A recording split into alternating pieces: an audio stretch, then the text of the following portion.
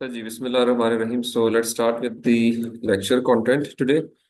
Previous lecture में आपने Prisma technique को और केंशन टेक्निक, ये दो टेक्निक्स मैंने वहाँ पे कवर की थी, इफ आई रिमेम्बर। और मैं स्क्रीन ऑन करता हूँ। और उसके लिए, उसके अलावा हमने कुछ और चीज़ें भी थोड़ी बहुत इससे रिलेटेड जो है वो पढ़ी थी। आज उसको एक दफ़ा रिफ्रेश करते हुए then we move towards the referencing standards and its tools. I think referencing standards were not covered. जी ऐसे ही। सो आई ट्राई कि आप रेफरेंसिंग स्टैंडर्ड्स को हम देखें, क्योंकि हमने रीडिंग के कंटेंट को कवर कर लिया है कि रीडिंग के अंदर हमने किस तरह पढ़ना है, कहाँ से पढ़ना है, क्या क्वालिटी मैट्रिसेस होते हैं या इंडिसेस होते हैं, जर्नल पेपर्स के अंदर क्या देखा जाता है, कॉन्फ्रेंस पेपर्स में क्या देखा जाता है, आपके टाइटल कैसे सेलेक्ट होगा, सुपरवाइजर के ऊपर किस तरह से जाएंगे।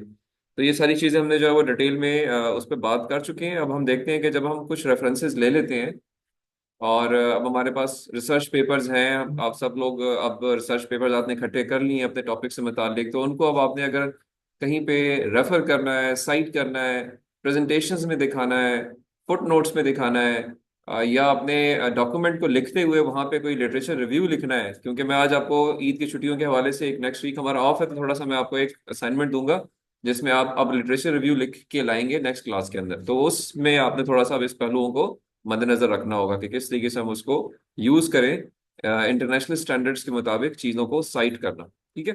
सो उस पर हम बात करेंगे। और उससे पहले लेकिन मैं ज़रा एक दफ़ा दोबारा जो हमारा रिव्यू पेपर्स का प्रोसेस है उसको भी डिस्कस कर लेते हैं।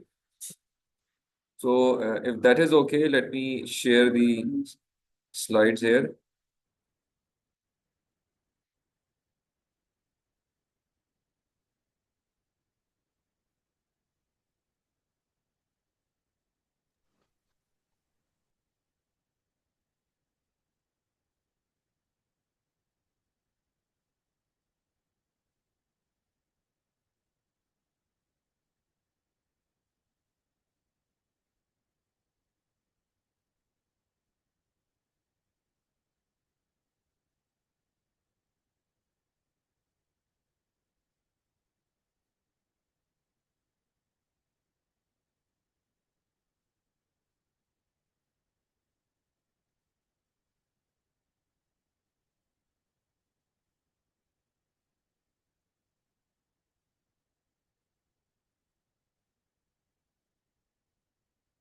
अच्छा जी, okay. So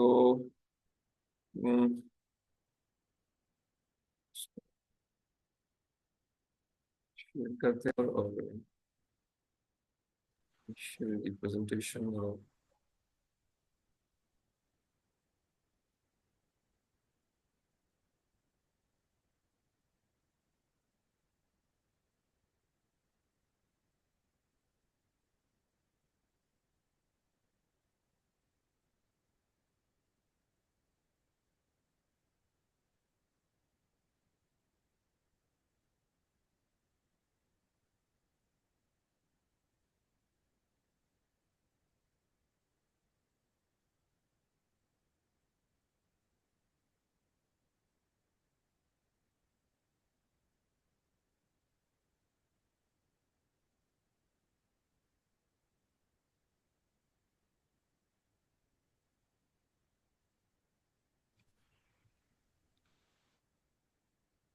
so we started talking of the review work, और उसमें मैंने ये स्लाइड आपको डिस्प्ले की थी कि वी हैव एनी प्रॉब्लम, यानी almost all of us, in fact जो रिक्वायरमेंट होती है हमारे थीसिस के अंदर, मास्टर्स के, हमने करना ये होता है कि किसी मसले को लेके उसका कोई हल पेश पेश करना होता है, और उसके लिए सिमुलेशन या हार्डवेयर बनाते हैं हम, और फिर उसकी वेरिफिकेशन या वैलिडेशन करते हैं।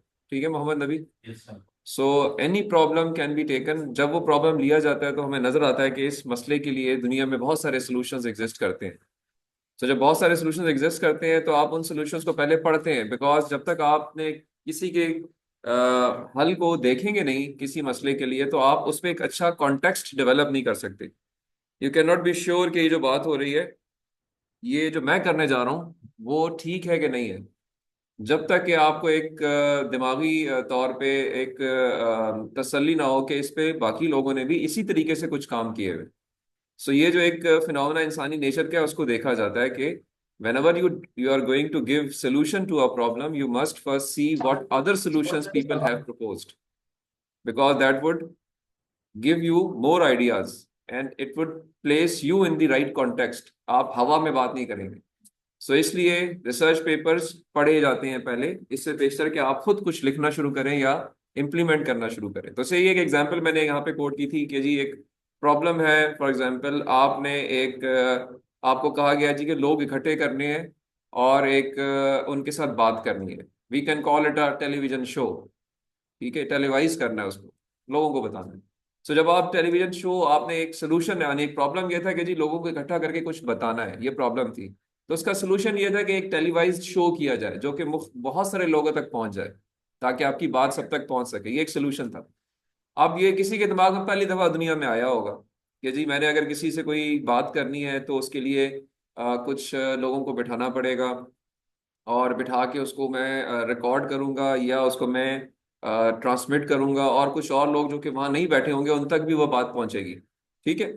अब इसको इसको किसी के दिमाग में लाने के लिए कहीं पे किसी ने कुछ काम किया, किसी ने कुछ काम किया, किसी ने कुछ काम किया से, अब अगर मैंने ये काम करना है और मुझे कहा गया कि जी आपने एक बात करनी है लोगों के साथ, इट मीन्स कि एक सिटिंग करनी है, तो अब आपने उसका एक सोल्यूशन प्रपोज करना है। तो आप देखेंगे यार कि दुनिया में टेलीवाइज शो किस किस तरीके से किए जाते हैं।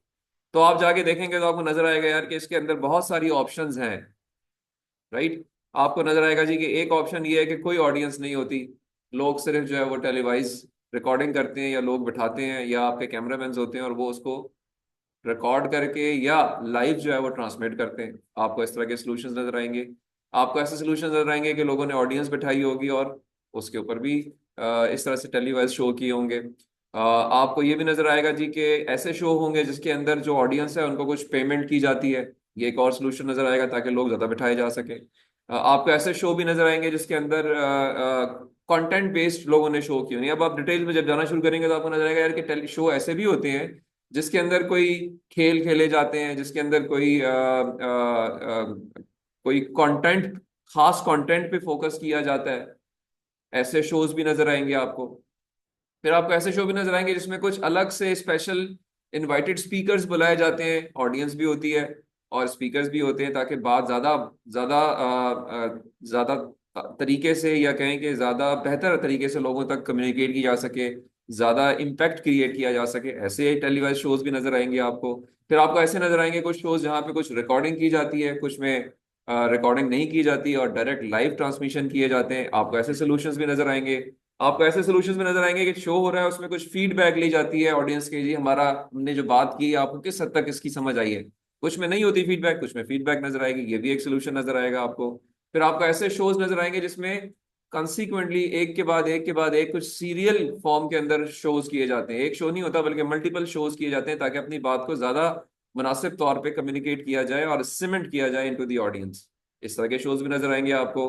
फिर आपको ऐसे शोज भी नजर आएंगे जहां पे बहुत कम स्पेस के अंदर बात की जाएगी, कहीं पे बहुत बड़ी बड़ी ऑडियंस, पूरे पूरे होटल्स बुक कराए जाएंगे। ऐसे शोज भी नजर आएंगे आपको।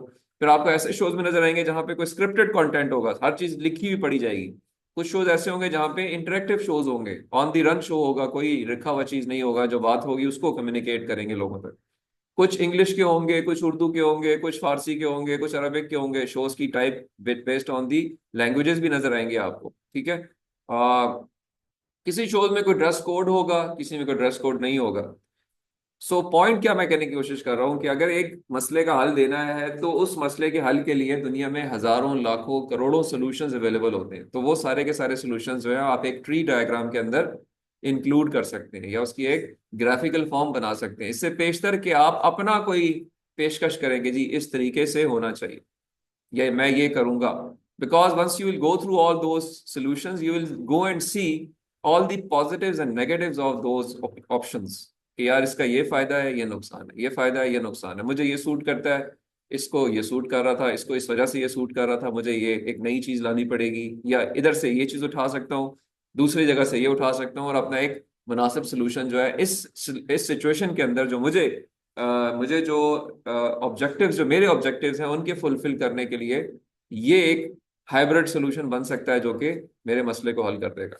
तो इस पर्सपेक्टिव से हम अपना एक रिव्यू या लिटरेचर रिव्यू करते हैं, और इस डिटेल्ड रिव्यू पेपर को लिखा भी जा सकता है।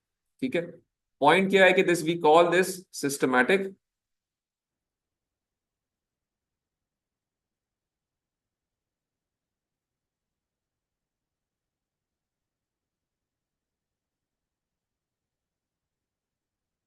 ये जो तरीकाकार है, इसके लिए दुनिया ने कुछ स्पेशल तरीकेकार बताए हैं, या एक standard way of writing reviews mention किए हुए। हमने लास्ट क्लास में सिर्फ प्रिज्मा कवर किया था, बट आई थॉट कि थोड़ा सा इस पे जो और कुछ बातें हुई हुई हैं उनको भी हम देख लें। तो इसमें सिस्टमैटिक रिव्यू मेथडोलॉजीज जो हैं वो दो हैं जो कि आपस में रिलेटेड है। एक को हम प्रिज्मा 2020 मॉडल कहते हैं, और एक बारबरा किचनम मॉडल है, जो कि रिलेटेड हैं दोनों, बट दोनों के अंदर थोड़े थोड़े कुछ बुनियादी फर्क हैं जो कि हमें पता होने चाहिए। जो बारबरा किचनम मॉडल है, it is specifically designed for systematic reviews in software engineering and computer science. Purely इस मकसद के लिए ये एक मॉडल दिया गया है, जिसकी author of course first author was Barbara Kitchenham. और if I am not wrong, ये 2020 के बाद 2021-22 में ये मॉडल दिया गया। So it emphasizes rigorous methodology for identifying, analyzing, and then further synthesizing empirical evidence related to software engineering research, and provide detailed guidance on planning, conducting, reporting, systematic literature reviews, इसको SLRs कहा जाता है, right? On the other hand, Prisma 2020 जो है ये मुखफ़फ़ है preferred reporting items for systematic reviews and meta analysis. It also shows how studies are identified, screened, and then selected for inclusion in your discussion. क्योंकि आपने जब कोई चीज पे बात करनी है तो पहले उसको सेलेक्ट करना है, तो वो प्रोसेस इसका हिस्सा होना चाहिए। Again, it's a general reporting guideline, it's not specifically for any specific domain. जो बारबरा किचनम मॉडल है वो स्पेसिफिकली सॉफ्टवेयर इंजीनियरिंग का मॉडल है। ये एक जनरलाइज मॉडल है जो कि ऑलमोस्ट सारे डिसिप्लिन्स पे एप्लीकेबल है, जिसमें मेडिसन, सोशल साइंसेज, इंजीनियरिंग। अगर बात की जाए तो ज्यादा जो इसमें बात की जाती है वो की जाती है मेडिसन साइड की, क्योंकि मेडिसन जो है वो इंटरेक्टिव डोमेन एक है जिसके अंदर बहुत सारे एक्सपेरिमेंटल काम भी किए जाते हैं, और उनको भी लोगों तक कम्युनिकेट करना जरूरी है, और वो बाज़ वक़्त लिखा नहीं जाता, या उसके लिए रिकॉर्डिंग बड़ी लोग नहीं करते। तो उसको सिस्टम में लाने के लिए प्रिज्मा मॉडल जो है वो सॉर्ट ऑफ प्रेजेंट किया गया था, कि जो एक्सपेरिमेंटल एनालिसिस बहुत सारी हो रही होती है, जैसे साहब ने एक ऑपरेशन शुरू किया, और ऑपरेशन उसने एक खास प्रोसेस से शुरू किया, पता चला नहीं यूं नहीं, इसको तो मैंने थोड़ा सा डेविएट करके इस तरह से इसके जिगर को जोड़ना है, और आपने वो काम कर दिया।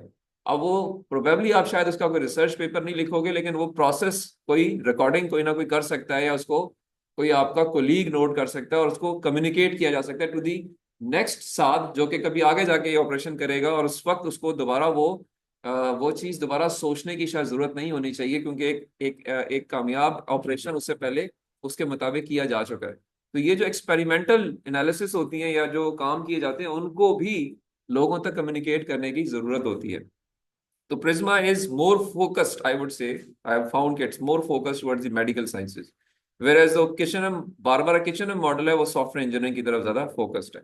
सो जो सेलियंट्स हमें नजर आते हैं वो ये नजर आते हैं कि हमने आइडेंटिफिकेशन करनी है, पहली बात किसको हमने सेलेक्ट करना है, उनमें से स्क्रीनिंग करनी है, एलिजिबिलिटी देखनी है, और फिर मेटा एनालिसिस करनी है। अब ये हर एक एक अलग अलग पूरा सब डोमेन है। लाइक अगर हम आइडेंटिफिकेशन की बात करते हैं तो there are four main phases of PRISMA model and subsequently of the Barbara Kitchenham model. तो पहला मॉडल क्या है कि you record the identified, there are various things which are available in literature, so all those records, they are identified through database searching। आप search करते हैं Scopus को, web of science को, IEEE एक्सप्लोरर को, PubMed को, आप इन सबको search करते हैं। सिमिलरली एडिशनल रिकॉर्ड्स को भी देखते हैं आप, जो कि किसी प्रॉपर डेटाबेस के अंदर अवेलेबल नहीं है। ग्रे लिटरेचर ऐसा है जो कि कहीं एक्सपेरिमेंटली रिकॉर्डेड है, कहीं किसी ने अपने नोट्स में लिखा हुआ है।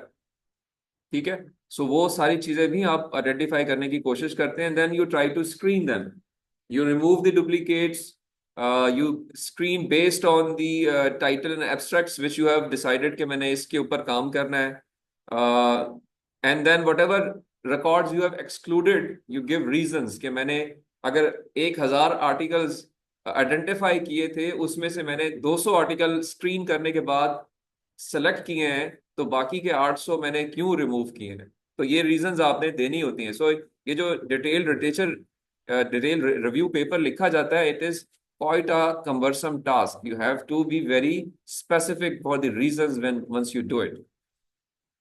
You go for the eligibility. Full text articles are assessed for the eligibility. You try to include certain things, you try to exclude with specific reasons, and then you go for the meta analysis.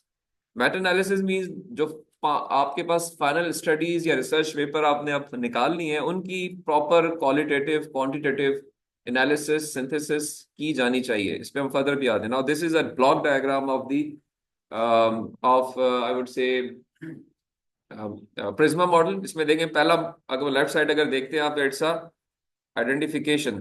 ठीक है, you have to identify, so you go and see the records, databases कौन कौन से देखे हैं, कौन कौन से registers आपने देखे हैं। अगेन इसके अंदर मेडिकल साइंसेज की कुछ टर्मिनोलॉजीज यूज हुई हैं। so you go and see those things, write down their number, and then you try to give some reasons. If you see the right hand side block, it shows records removed before screening. कुछ ऐसी चीजें हैं जो कि आपने अभी उनकी proper detailed analysis अभी शुरू नहीं की है। स्टिल इनिशियली जो डेस्क रिजेक्शन है उसके अंदर या सिलेक्शन प्रोसेस में आप देखेंगे कौन से ऐसे रिकॉर्ड्स हैं जो कि डुप्लीकेट्स हैं, जो कि इनएलिजिबल हैं, आपने ऑटोमेशन टूल यूज किया है, उसकी उसके कोई खास फीचर्स हैं, और फिर उनकी रीजंस के जी मैंने इनिशियल जो आइडेंटिफिकेशन की है उसमें क्यों कुछ चीजें रखी और कुछ चीजें नहीं रखी पहले स्टेप के अंदर। दूसरे स्टेप में स्क्रीनिंग की जाती है। अब आप प्रॉपर उनको देखते हैं डिटेल में कि जो मैंने रिकॉर्ड्स ऊपर सेलेक्ट कर लिए हैं, यू सी दोज रिकॉर्ड्स, उनका नंबर लिखते हैं। अगर उनमें से कुछ एक्सक्लूड कर रहे हैं तो उनकी रीजंस देते हैं। फिर उनमें से जो रिपोर्ट्स आपने सेलेक्ट किए हैं उनका नंबर देते हैं, उनके जो उनमें से सेलेक्ट नहीं किए हैं उनके बारे में डिटेल बताते हैं कि जी ये चीज़ सेलेक्ट नहीं हुई है। और फिर उनमें से उनकी एलिजिबिलिटी को भी चेक करते हैं। सिलेक्शन के बाद भी, स्क्रीनिंग के बाद भी फर्दर एलिजिबिलिटी एक और स्टेप चेक किया जाता है। और अगर आपने कोई रिपोर्ट्स उसमें से एक्सक्लूड की हैं तो उनको फिर आप रीजंस देते हैं कि जी मैंने ये 1 2 3 जो रिमूव किया है इनकी वजूहात ये थी। Once screening is complete, then you go towards the inclusion कि अब मैंने जो इंक्लूड कर लिया अपने सिस्टम के अंदर मेटा एनालिसिस के लिए, वो ये स्टडीज इंक्लूड की हैं।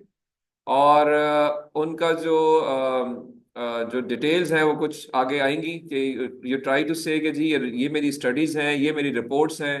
आई मीन टू से अगेन स्टडीज और रिपोर्ट्स में फर्क ये होता है कि कुछ सिर्फ रिटन या ग्रे लिटरेचर होता है, कुछ प्रॉपर पब्लिश लिटरेचर होता है। तो वो सारा आप डिटेल यहाँ पे बताते हैं कि जी ओके अब मेरे पास स्टार्टिंग फ्रॉम से मैंने 2000 आर्टिकल से शुरू किया था और मैं अब आ गया हूँ 50 आर्टिकल्स के ऊपर, जिनमें से 20 स्टडीज हैं, 30 जो है वो रिपोर्ट्स हैं, और उनका नंबर इस तरीके से आ गया। अब उसके बाद फिर आपका एनालिसिस पार्ट इसके बाद शुरू होगा। So this is the identification of studies via database and registers.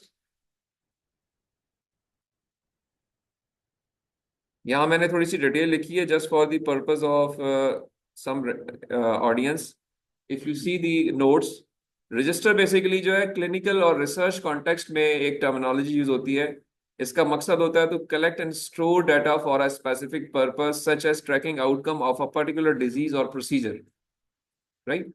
So register is medical terminology, studies are the research terminology, right? So लोग क्या करते हैं, कुछ रजिस्टर्स भी मेंटेन कर रहे होते हैं, खास बीमारी है उसके ऊपर ट्रैकिंग हो रही है, लोग वहां पे काम कर रहे हैं, तो वो नोट करते जा रहे हैं, नोट करते जा रहे हैं कि जी इस तरह के लोगों को देखा, उस पे इफेक्ट देखा, कोई इनको वैक्सीन वैक्सीन दी, उससे ये इम्पैक्ट आया। आपने फिल्मों में देखा होगा कि वो एक प्रोसेस में चल रहे होते हैं, एक के बाद महीनों सालों एक काम कर रहे होते हैं, तो वो रजिस्टर्स मेंटेन कर रहे होते हैं। वो कोई बंदा उसको शायद रिव्यू नहीं करता, किसी थर्ड पार्टी से वो वेरीफाई होके आगे नहीं जाती, बल्कि वो एक खास चैनल में चल रही होती है। So those are that is the purpose of registers.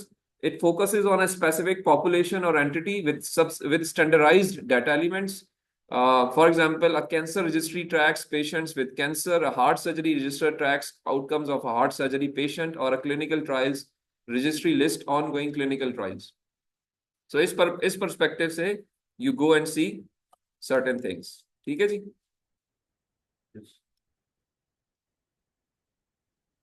Grey literature जो है, it includes the governmental reports, conference proceedings, thesis, dissertations, working papers, technical reports, white papers, newsletters, patents, blogs, so grey literature जो है वो it is other than published research papers as well, ठीक है।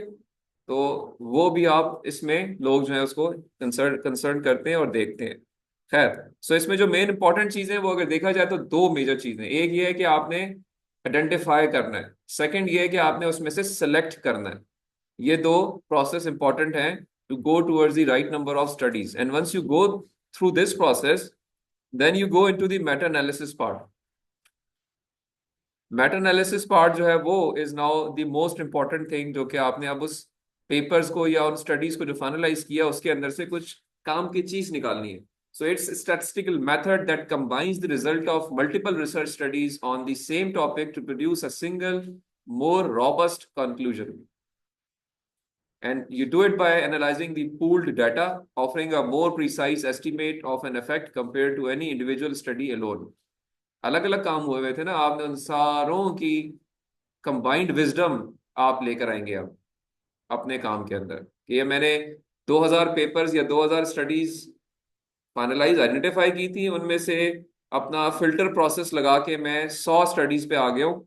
अब उन 100 studies के results को आप कंबाइन करेंगे एक जगह के ऊपर, और आप फिर उस टॉपिक के ऊपर एक सिंगल रॉबस्ट कंक्लूजन और अ कपल ऑफ कंक्लूजन्स देंगे कि ओके जी ये अब हमारा अल्टीमेट रास्ता है, ठीक है साहब। So it's an analysis of analysis. 50 लोगों ने अपनी अपनी बातें की हुई हैं, आप उसके बारे में एक बात अब करेंगे। सो here what you do, you as a researcher give statistically synthesized findings from different studies to reach a stronger conclusion। this is what meta analysis is। सो अगर इसके हम देखते हैं मुख्तलिफ प्रोसेस, तो अगेन मेटा एनालिसिस का टर्म भी जो है वो मेडिकल डोमेन से निकला हुआ है। हाउ इट इज परफॉर्म, आप क्वेश्चन फ्रेम करते हैं, सर्च स्ट्रेटजी, आप जो ना इनफैक्ट सबसे पहले तो परफॉर्मेंस के अंदर अगर हम आते हैं तो you search the literature database. आप आर्टिकल सेलेक्ट करते हैं, उसमें से डाटा निकालते हैं, उनकी क्वालिटी को चेक करते हैं, you go and test the heterogeneity of those things. Heterogeneity से मुराद ये है, if you go here again it's a very important medical terminology। Heterogeneity means diversity or variability which can stem from clinical differences, patients' characteristics, interventions, outcomes, methodological differences, statistical differences। So heterogeneity जो होती है वो इस perspective से होती है कि एक ग्रुप ऑफ मेडिकल प्रोफेशनल्स एक काम कर रहे होते हैं, एक और ग्रुप ऑफ मेडिकल प्रोफेशनल्स उसी काम को कहीं और कर रहे होते हैं, तो उनके अंदर एक डाइवर्सिटी है, या उनकी जो जिसको वो एड्रेस कर रहे हैं जिन लोगों को, उनमें डाइवर्सिटी है। वो लोग कोई अफ्रीका के हैं, कोई एशिया के हैं, कोई अमेरिका के हैं। तो ये जो डाइवर्सिटी और वेरिएबिलिटी आ रही है क्लिनिकल डिफरेंसेस से, जो कि पेशेंट की कैरेक्टरिस्टिक्स हो सकती हैं, उन्होंने अपने अपने जो काम की इंटरवेंशंस की हैं, जो अपने काम किए हैं, उनके अंदर जो वेरिएबिलिटी आ सकती है, किसी ने चाकू इस्तेमाल किया है, किसी ने जो है वो कटर इस्तेमाल किया है, किसी ने पेंसिल इस्तेमाल की है, ये इंटरवेंशंस के डिफरेंट तरीके हैं एक ही काम करने के। तो ये सारी चीजें अगर आप इंक्लूड करेंगे तो उस परस्पेक्टिव से जो है वो हम जो है वो देखते हैं कि जी ये चीज भी कलेक्ट हो जाए आपके पास। अगेन फोकस अगर आप देखते हैं तो इसके अंदर जो आ रहा है वो it is more towards the variability of collection of data. So again ये सारा प्रोसेस करने के बाद then you go towards the, now there are certain limitations which are mentioned here. Let me just make it duplicate.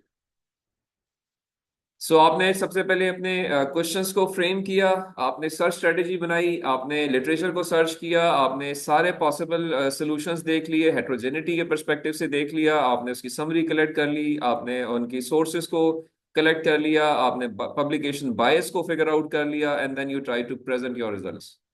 This is how you do this PRISMA 2020 literature review. और इसके जो common methods हैं वो कुछ mentioned है यहाँ पे। ये अगेन मेथड्स की डिटेल में हम नहीं जाते, बट ये कि there is aggregated data meta analysis technique, individual participant data meta analysis, network meta analysis of diagnostic test accuracy. तो ये सारे मेथड जो नजर आ रहे हैं आपको, नामों से पता चल रहा होगा कि मेडिकल डोमेन से ज्यादा इनका ताल्लुक बनता है। अब इसके कुछ स्ट्रेंथ्स हैं और कुछ लिमिटेशंस हैं। जब आप अगेन सबसे बड़ी स्ट्रेंथ ये है कि एक एनालिसिस ऑफ एनालिसिस आ जाती है, राइट। लेकिन लिमिटेशन क्या है कि इसमें बाइसिंग आ सकती है।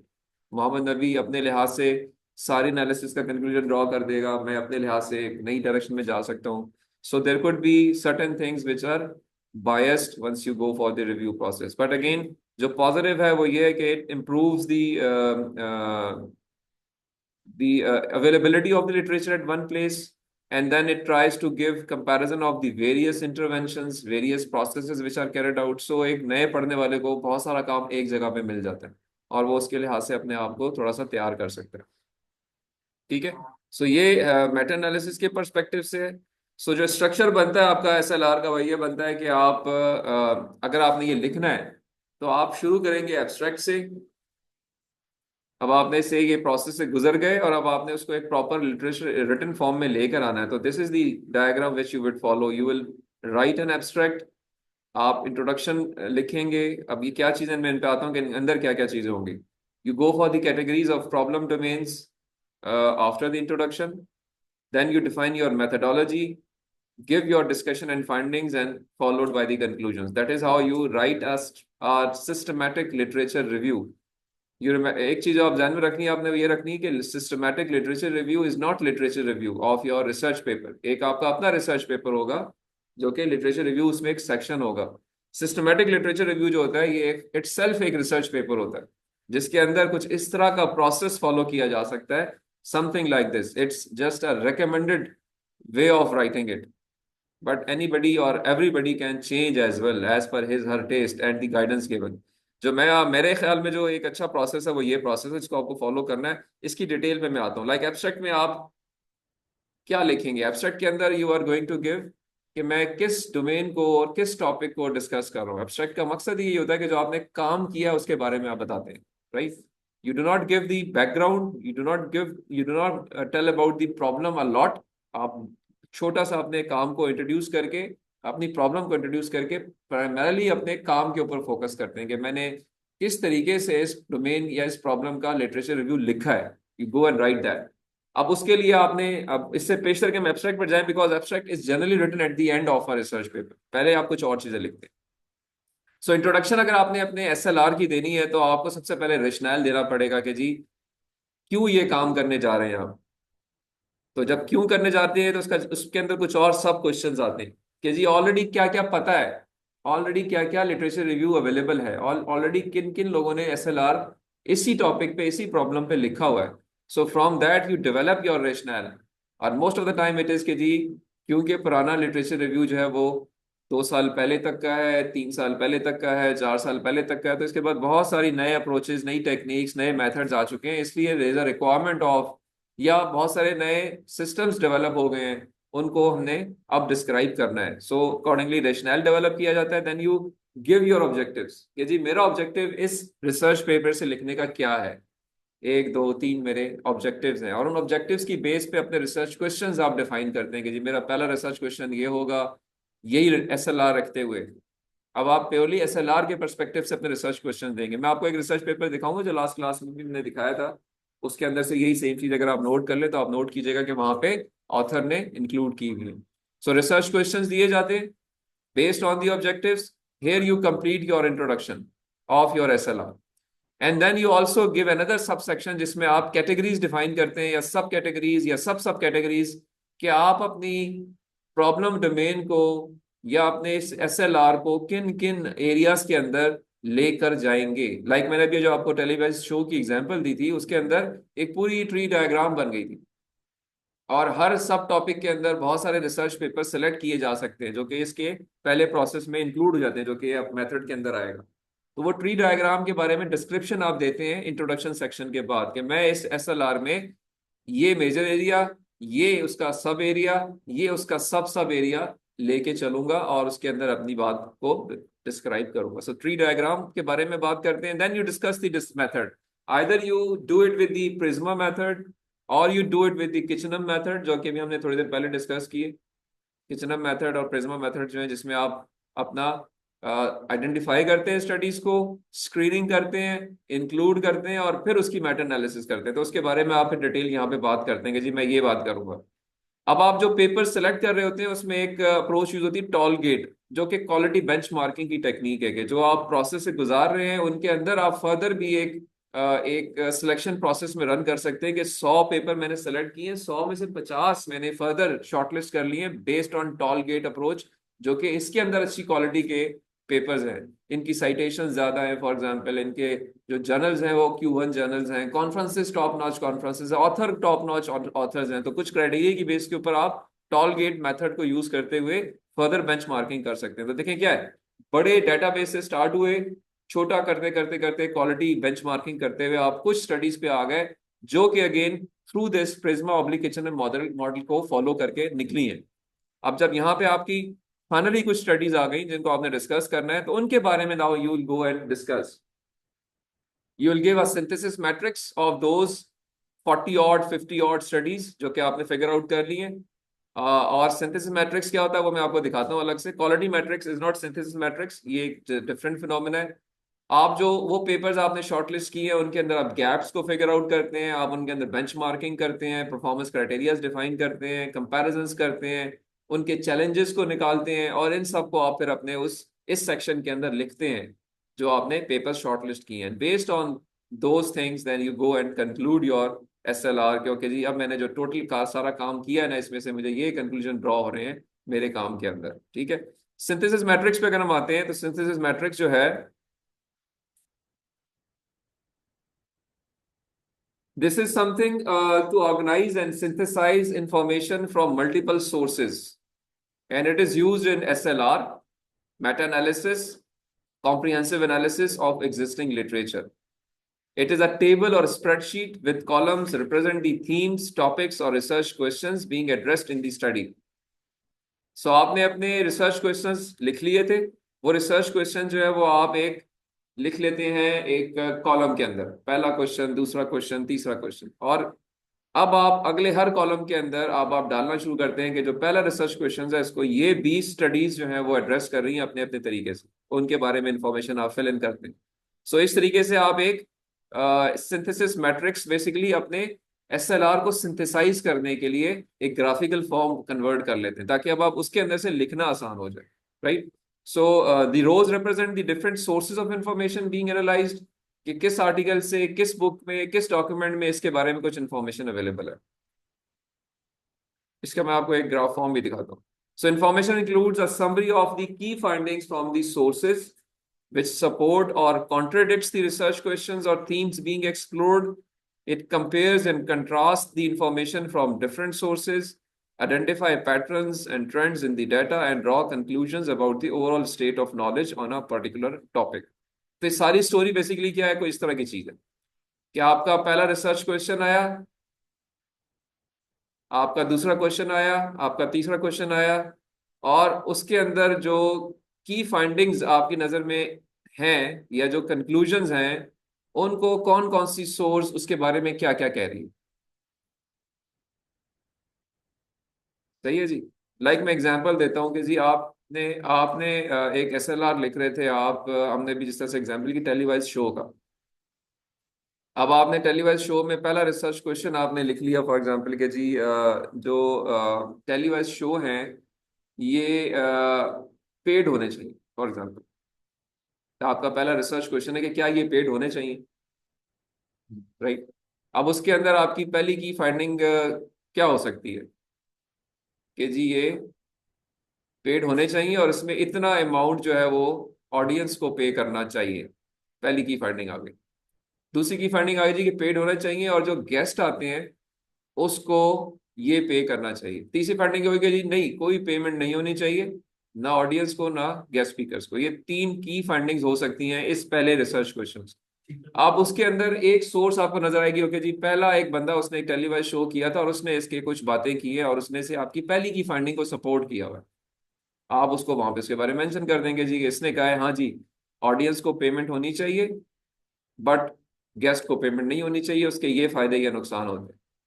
सोर्स टू ने इसकी ऑपोजिट बात की हुई है कि नहीं जी ऑडियंस को पेमेंट जो है वो नहीं होनी चाहिए, उसकी कोई इंस्ट्रक्शंस उसने अपनी मेंशन की, आपने वो डाल दी। इस तरह से पेपर 3 के बारे में बात की, पेपर 4, ये वो सारे पेपर्स है सोर्सेज जो कि आपने finally after passing all the quality criteria shortlist किए हुए थे, उनकी बातें आप सारी एक जगह लिखते हैं। याद रखें कि ये वो पूरे एक स्ट्रिंजेंट प्रोसेस से गुजर कर आए हैं।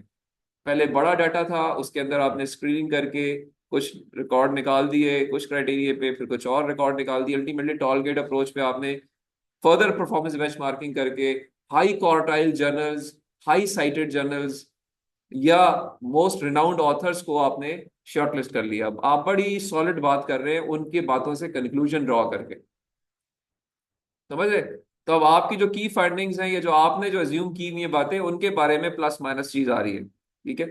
सो ये सारी की सारी चीज, इसको हम कहते हैं सिंथेसिस मैट्रिक्स।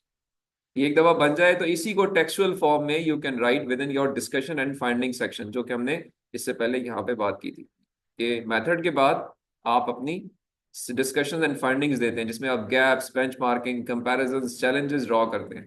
तो इससे पहले एक सिंथेसिस मैट्रिक्स ड्रॉ होता है। तो सिंथेसिस मैट्रिक्स आपने बना लिया, तो अब इसके अंदर से चीजें लिखना, इस सेक्शन को फिल करना आसान हो जाएगा, ठीक है। लाइक एक थीम वन मैंने फॉर एग्जाम्पल ये एक थीम यहाँ लिखी हुई कि to improve the financial estimation. इसके अंदर अगर आप देखते हो तो चार पेपर्स पे डिस्कस हुए हुए हैं। थीम ये है कि जी टू इम्प्रूव फाइनेंशियल एस्टिमेशन, एक फाइनेंशियल प्रोडक्ट है, कोई एक फाइनेंशियल सिचुएशन है, उसके अंदर आपने एस्टिमेशंस पे इम्प्रूव करना है। तो चार पेपर्स ने उनके बारे में जो बात की हुई है, जो मॉडल यूज किया हुआ है, जो डाटा सेट इस्तेमाल किया हुआ है, जो इवैल्यूएशन मैट्रिसेस यूज किए हुए हैं, वो सारे लिख लिया आपने कि हाँ जी ये सपोर्ट कर रहे, राइट, और इस तरीके से इस आइडिया को सपोर्ट कर रहे, ठीक है। तो वो जो हमने यहाँ चार सोर्सेज, तीन सोर्सेज, पांच सोर्सेज की हैं, इसको इस फॉर्म में मुनासिब तरीके से लिखा जा सकता है। वेरी करेगा, बट ये अल्टीमेट एम क्या है कि आपकी जो की रिसर्च क्वेश्चंस हैं उन पे सिलेक्टेड पेपर्स के क्या रिस्पॉन्सेज हैं। सो दिस इज वन वे, ये एक एग्जाम्पल के तौर पे कि एक थीम आपने फिगर आउट की, ये आपके एसएलआर का हिस्सा था, और उस पे जो डिफरेंट रिसर्च पेपर्स ने जो कि क्वालिटी क्राइटेरिया से आए हुए हैं, उन पे जो बातें की हुई वो आपने इंक्लूड कर ली और उसको एक टेबल फॉर्म में लिख लिया, और इसी को आपने टेक्सुअल में, टेक्स्ट फॉर्म में फर्दर डिटेल में एलैबोरेट कर दिया, ठीक है। सो इस तरीके से सिंथेसिस मैट्रिक्स जो है वो बनाया जाता है, और ultimately you try to fill this discussion and finding section, right. I show you our research paper again. अब इसको आपने अपने ध्यान में रखना है। हम इसको लास्ट टाइम जो मैं आपने पेपर देखा था, मैं उसको दोबारा दिखाता हूँ। हमजा हमजा जो स्टूडेंट है हमारे, उन्होंने वो पेपर लिखा हुआ है, और उस पेपर के अंदर आपको ये सारी चीजें इस तरह से नजर आएंगी। सो एब्स्ट्रैक्ट, इंट्रोडक्शन, इसके अंदर rational, objective, research questions, categories of the problems which you are addressing, then the method which would you use to select and include these studies, and then your discussion and finding on those studies, ultimately your conclusion. So it's a very detailed work, very I would say एक expert work होता है, जिसमें आपने ये काम, ये आसान नहीं है। रिसर्च एसएलआर लिखना is the toughest task, is a tougher task than your research paper, but ये पता होना चाहिए। और इस पे अगर आप कभी पीएचडी फेज में जाते हैं तो your first aim should be to write an SLR, right. So इसको अब इस पे हम एक रिसर्च पेपर जो है वो देख लेते हैं, जो कि लास्ट टाइम वाला था। मैं let me just go and do that. Hamza Khattak का पेपर था। हमजा खटक नहीं, sorry, Hamza Rashid.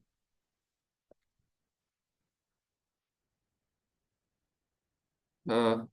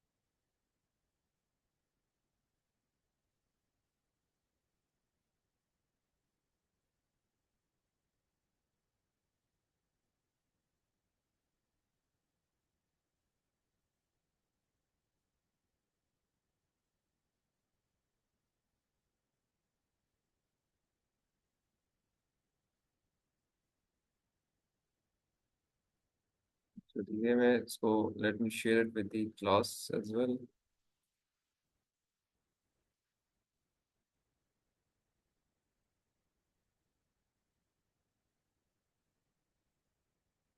So I hope online लोगों को भी विजिबल है अभी ये.